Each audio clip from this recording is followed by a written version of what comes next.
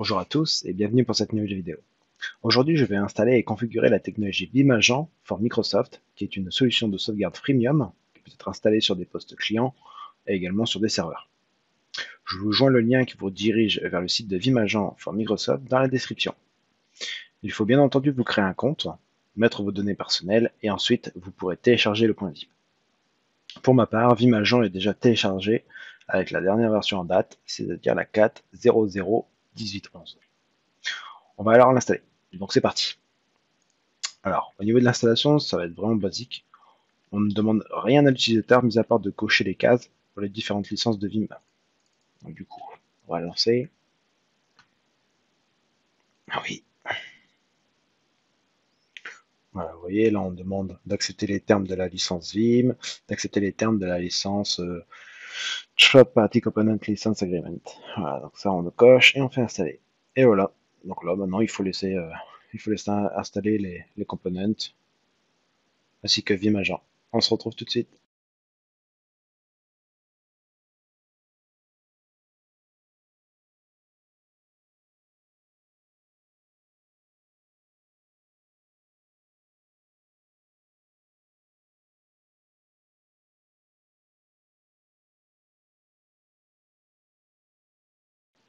Voilà, l'installation est terminée. Donc là, vous voyez, j'ai ouvert un panneau de configuration pour voir un petit peu ce qui a été installé. Du coup, il y a des composants SQL Server et on a aussi un SQL Server 2012 Express qui a été installé. Donc en fait, c'est juste pour gérer les différents points de sauvegarde, tout simplement. Et on a notre Vim Agent pour Microsoft qui a été installé également. Donc là, qu'est-ce que ça nous demande? Il nous demande qu'il est recommandé de créer un Vim Recovery Media. Voilà. Donc là, ça c'est un moment qui est très très important. Et que tout le monde passe car ils n'ont pas de périphérique amovible, ou alors ils se disent bah voilà, ce truc là ça sert à rien. Sauf que le Vim Recovery Media, ça permet de pouvoir restaurer complètement le PC ou alors votre serveur. D'accord. Donc ce truc là, ça permet de rendre bootable une clé USB, par exemple, ou un disque dur, qui va permettre après le démarrage du BIOS de pouvoir lancer le Vim Recovery Media. Donc là ce qu'on va faire, on va faire run Vim Recovery Media crash sur Wizard. C'est parti. Donc là il détecte si j'ai des périphériques. Donc là, bien sûr que non. Donc je vais en mettre une. C'est parti. Donc l'attaque, agent, ok. Je sais pas si elle va me le mettre tout de suite. Ah, si c'est bon. Voilà, donc là il a bien détecté que j'avais une clé USB. Donc là, je la coche. Ensuite, il y a plusieurs possibilités que l'on peut cocher ou non. Donc la première possibilité, ça permet d'inclure des clés de chiffrement. Donc les clés de chiffrement de job de sauvegarde, afin de ne pas les taper nous-mêmes quand ils nous le demandent. Car oui, une sauvegarde peut être chiffrée, même si ce n'est pas facultatif. Donc en gros, si votre job de sauvegarde est chiffré et que vous ne souhaitez pas taper votre mot de passe, que vous avez peur de l'oublier, tout simplement, vous pouvez cocher cette case-là. D'accord? Là, vous voyez, c'est marqué Be sure to keep this recovery media in a secure location. D'accord? Bon, c'est comme vous voulez. C'est soit vous mettez un mot de passe soit super fort et que peut-être que vous allez oublier, soit vous le cochez pas et vous allez y penser. Ensuite, la deuxième possibilité, donc en gros, ça permet d'inclure les paramètres réseau de notre PC, bien de notre serveur. Également le driver, hein, network, s'il y a besoin, il est inclus aussi dedans. Donc ça, à cocher bien évidemment. Ensuite, le troisième, ça permet d'inclure les drivers de votre PC ou de serveur, donc à cocher également. Et le quatrième, ça permet d'inclure des pilotes pour le stockage, ainsi que pour le réseau, si vous avez une machine, par exemple, assemblée, additionnelle. D'accord? Vous voyez, c'est bien additional storage ou network hardware driver. Voilà. Donc là, en gros, moi, pour ma part, je vais sélectionner ma clé USB. Voilà. Et je vais cocher la deuxième et la troisième, ce qui est déjà fait par défaut. Moi, je veux surtout pas sauvegarder ma clé de chiffrement, même si je l'active sur mon job de sauvegarde. D'accord? Donc là, je fais Next. Donc là, on nous dit bien que notre clé va être formatée, que toutes les données qui sont dessus vont être perdues. On processe, oui. Voilà, donc là, un petit truc avant de pouvoir la formater. On fait create.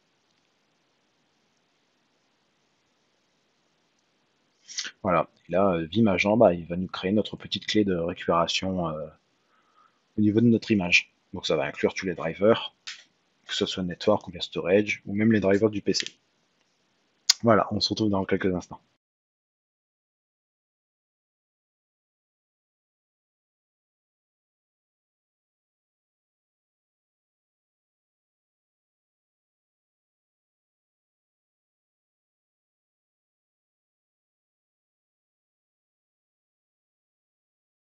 Et voilà, notre clé USB va devenir une clé de récupération Vim. Donc là, vous voyez, on a bien respecté les différentes étapes. Donc le Vim a bien copié ses fichiers, il a bien ajouté le framework.net, donc il a bien ajouté les paramètres réseau, d'accord. Il a bien ajouté également les drivers, il a ajouté ben, voilà, les navigateurs, il a aussi copié les fichiers de boot, et ensuite il a copié les différentes données sur notre clé. Et voilà, maintenant il est créé. Donc là on va faire finish. Voilà, donc je vous montrerai dans une autre vidéo comment utiliser la restauration de votre PC, donc que ce soit des fichiers, des dossiers, une partition complète ou carrément le PC complet. D'accord. Donc là on va passer ensuite à la création d'un job de sauvegarde. Donc ce qu'on va faire, on va d'abord rechercher la petite icône qui est ici, d'accord, dans la barre d'étage, vous double-cliquez dessus.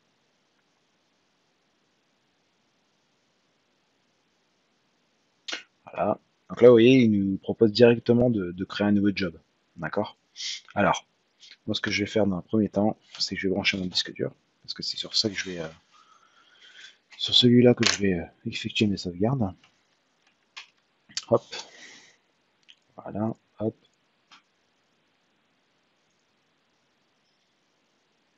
Ah, super. Donc là, du coup, je vais mettre un nom. Donc là, on va mettre par exemple test sauvegarde vers DD externe. Hop, il y a un petit R en trop. Hop, next. Voilà. Donc là, on nous propose trois possibilités de sauvegarde. Donc la première, bah, c'est le PC entier, carrément. On peut inclure également des drivers USB externes. D'accord. Le deuxième, bah, c'est de sélectionner les partitions qu'on veut. D'accord. Donc c'est deux points, des deux points, deux points, enfin voilà. Ce que vous avez sur votre PC ou sur votre serveur. Et le troisième, en fait, c'est juste de sélectionner des fichiers ou bien des dossiers en particulier. D'accord. Bon. Dans tous les cas, principalement, on fait le PC entier. D'accord. Donc next. Maintenant, on nous demande où stocker nos sauvegardes. Donc pareil, plusieurs possibilités. La première, c'est tout ce qui est lié au stockage en local. Donc c'est-à-dire le PC ou le serveur en lui-même, qui est bien entendu fortement pas recommandé. Tous les périphériques amovibles, comme les clés USB, les disques durs externes, les SSD externes, des périphériques comme le Fireware, d'accord, donc ça c'est un peu démodé, mais il existe toujours, ou encore des périphériques eSATA. Ensuite, vous avez la deuxième, donc qui est tout ce qui est lié au réseau, donc c'est-à-dire les NAS, les SAN, un serveur AD avec le rôle de service de fichier par exemple, avec la technologie SMB et bien d'autres. Ensuite, vous avez une troisième possibilité qui est en rapport avec Vim Backup et Réplication. Donc, alors, le problème, c'est que votre Vim Backup et Réplication, il doit avoir la licence pour recevoir les sauvegardes des Vim agents. Donc là, dans notre cas, c'est inutilisable, vu qu'on est en gratuit. D'accord. La quatrième, donc là, qui est le stockage dans le cloud, directement via Microsoft OneDrive, qui est une option intéressante. Donc là, dans mon cas, je vais faire du local storage, donc next. Donc là, on me propose, vous voyez, le C2 points. Si je peux vraiment sauvegarder mon PC sur mon PC, tout simplement. Bon, c'est un peu, pardon du terme, mais débile. Mais voilà, après, si vous n'avez pas de clé USB ou quoi, vous pouvez faire une sauvegarde. Et au cas où, voilà, vous pourrez quand même restaurer vos fichiers ou restaurer des dossiers. D'accord. Donc là, moi, ce que je vais faire, je vais le sauvegarder sur un F2 points, donc qui est mon disque dur externe. Voilà, je dis voilà, je vais mettre ce dossier-là par défaut, c'est très bien. Là, on nous demande combien de sauvegardes, combien de jours de sauvegarde on va garder. Donc là, par défaut, il nous repose 7. Donc voilà, ça c'est par rapport à votre capacité de stockage. Il faut faire des calculs avec votre espace disque utilisé. Hein. Là, par exemple, je suis à 23 gigas utilisés. Bon, c'est pas énorme, on peut augmenter, je sais pas, à 14 jours par exemple. D'accord. Donc là maintenant, on va aller dans l'onglet Advanced. qui est aussi très intéressant. Donc du coup, dans l'onglet donc backup, on peut définir périodiquement des sauvegardes complètes. Donc par exemple, je sais pas, tous les premiers lundis de chaque mois. Donc là, on fait monthly, first Monday, voilà. Donc là, par exemple, monthly, donc on first, donc là, il met de l'anglais avec du français, c'est marrant. Donc first, lundi, d'accord, donc tous les premiers lundis de chaque mois. On peut bien évidemment choisir le mois qu'on veut, d'accord, si on veut pas qu'il y ait, ben, on décoche, etc. Ou alors on peut le faire tous les week-ends, ou alors je sais pas, ou alors tous les lundis, ou tous les mardis, voilà. Dans notre cas, on va faire tous les samedis, par exemple, voilà. Ensuite, dans maintenance, eh ben, il y a deux options. Donc la première qui est super intéressante, ça sert à faire une vérification, en gros, de vos sauvegardes, afin d'éviter, par exemple, je sais pas, une situation où un point de restauration, bah, il est corrompu.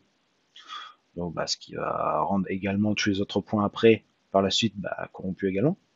Donc, si jamais cela arrive, bah, lui, si jamais vous cochez ça, bah, Film Agent va vérifier dans le point précédent si celui-ci est corrompu ou non. S'il ne l'est pas, il va transporter les blocs qui sont valides de son point vers le nouveau point qu'on vient juste de créer. D'accord. Donc, c'est super pratique. Donc, je vous conseille de le cocher et de le faire régulièrement. Pour ma part, on va le faire tous les dimanches. Voilà. En gros, je fais ma sauvegarde le samedi, et le jour d'après, eh ben, il vérifie si ma sauvegarde n'a pas été corrompue, et qu'elle est bonne. Et ensuite, la deuxième option, en gros, bah, ça permet de compacter le fichier de sauvegarde. Donc, c'est-à-dire que Vimagin, bah, il va créer un nouveau fichier qui sera vide et il va copier des blocs de données par rapport à notre sauvegarde. D'accord. Donc, en gros, notre fichier de sauvegarde complète va être défragmenté et ainsi augmenter, bah, la vitesse de lecture et d'écriture. Bon. Pour ma part, je ne vais pas le faire dans mon exemple, mais cela peut être très intéressant sur le long terme. D'accord. Et enfin, l'onglet storage. Donc là, vous pouvez définir le niveau de compression. D'accord. Donc là, par défaut, il met recommandé. On peut mettre extrême, height. Donc moi, je laisse tout le temps sur optimal. C'est très bien. Ensuite, vous pouvez donc définir l'optimisation du stockage. Donc là, en gros, bah, moi, par exemple, c'est un disque dur. Donc je vais rester sur local target. Par exemple, si vous êtes sur un NAS ou quoi, vous pouvez mettre LAN target. Ou alors, si vous avez, je sais pas, une solution de sauvegarde, je sais pas, par exemple chez OVH, admettons, avec je sais pas, une base de données à 1 giga et vous les sauvegardez, vous avez le One Target également qui permet de mieux optimiser le stockage. Voilà. Donc moi, dans mon cas, ça sera le local target. Et ensuite, vous avez ce qu'on a parlé tout à l'heure, l'encryption. Donc en gros, bah, c'est permettre de mettre un mot de passe sur nos sauvegardes directement. Donc là, on peut le mettre si on veut, on met un mot de passe, ainsi qu'une petite aide mémoire afin de ne pas oublier, quoi. Voilà. Voilà pour l'onglet Advance. Donc là, bah, moi, personnellement, j'ai juste coché. Ah bah, je l'ai pas coché d'ailleurs, mais j'ai pas fait OK là-bas. Tac, tac. Donc là, j'ai fait Create Active Full Backup, donc tous les samedis. Et en maintenance, ici, je vais mettre tous les dimanches, ici. Tac, tac, tac. Voilà. Et ça, je le fais tous les dimanches. Et on fait OK. Voilà. Donc là, on va faire Next. Et là, on va parler de planification. Donc, planifier, c'est très très important. Pourquoi? Comme ça, au moins, bah, ça vous évite de le faire manuellement et d'oublier de le faire, tout simplement. Donc là, on va donc planifier, je sais pas, une sauvegarde de notre PC tous les jours de travail. Donc, ben, du lundi au vendredi. Donc là, on va mettre on this day. Hop, voilà. Du lundi au vendredi. Le samedi, il y a une sauvegarde complète qui se fait. Et le dimanche, il y a la vérification des sauvegardes. D'accord? On va faire OK. Je sais pas, on va définir une heure. Par exemple, je sais pas, 21 heures. Voilà. Ensuite, on nous propose différentes options. Donc la première, c'est si l'ordinateur est éteint à ce moment-là. Donc là, on a deux options. Donc c'est soit dès qu'il s'allume, eh ben, on sauvegarde, soit on passe à sauvegarde. Bon, alors si c'est un PC, ça va. Si c'est un serveur, ça va pas du tout. Parce que si ça arrive pendant la période de prod, ça va pas le faire. D'accord. Donc là, moi personnellement, même si c'est un PC, j'aime bien quand même avoir mon confort et je veux pas que ça ralentisse. D'accord? Donc là, moi, je vais faire skip backup. Et là, ensuite, on nous demande quoi? Donc en gros, là, c'est si jamais la sauvegarde est terminée, qu'est-ce que mon PC doit faire? Donc soit il continue de fonctionner, soit il se met en veille, ou soit il s'arrête. Moi, je vais laisser en keep running. Ensuite, on peut définir à quel moment la sauvegarde va se faire. Donc, soit quand il se verrouille, ça sauvegarde, soit quand on ferme la session, ça va sauvegarder, ou alors quand la cible de sauvegarde, donc je prends par exemple une clé USB ou un disque dur qui se connecte, et ben ça sauvegarde directement. Et vous voyez ici, vous avez une option qui permet la protection de CryptoLocker, donc qui permet d'éjecter directement votre disque dur dès que la sauvegarde est terminée. Et pareil, on peut mettre une période de temps concernant notre sauvegarde si c'est un local storage. D'accord? Donc moi dans mon cas, je vais laisser tout comme ça. On va faire apply. On va faire apply. Et voilà, donc là du coup on retrouve tout ce qu'on a effectué comme commande. D'accord? Là on lui dit même qu'il y a une command line, vous voyez, pour démarrer le job si on veut. Inclure dans, je sais pas, dans un script ou même si la planification est déjà faite, hein, mais si jamais vous voulez annuler cette planification et le faire vous-même, vous pouvez utiliser cette commande-là. D'accord? Voilà, et si vous voulez démarrer directement la sauvegarde, vous avez juste à cliquer sur ça et finish. Et voilà, backup is in progress.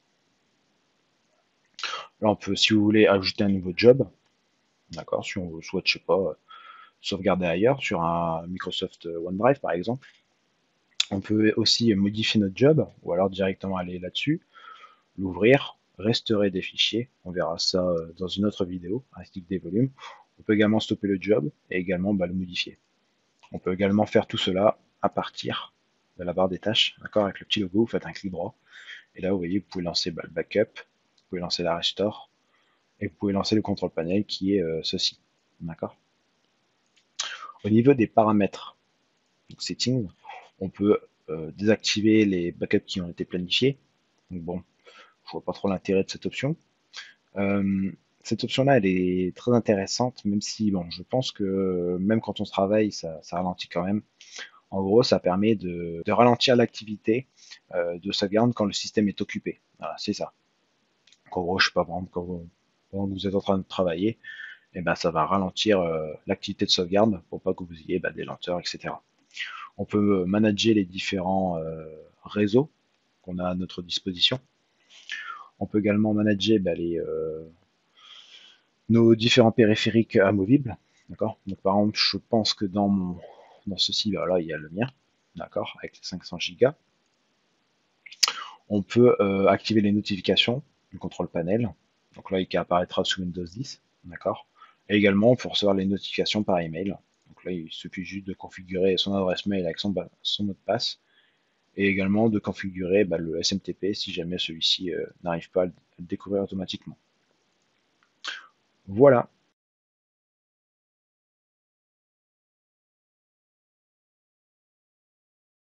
Et voilà, notre sauvegarde a bien été effectuée. Donc là, ça a duré 5 minutes pour 10 Go.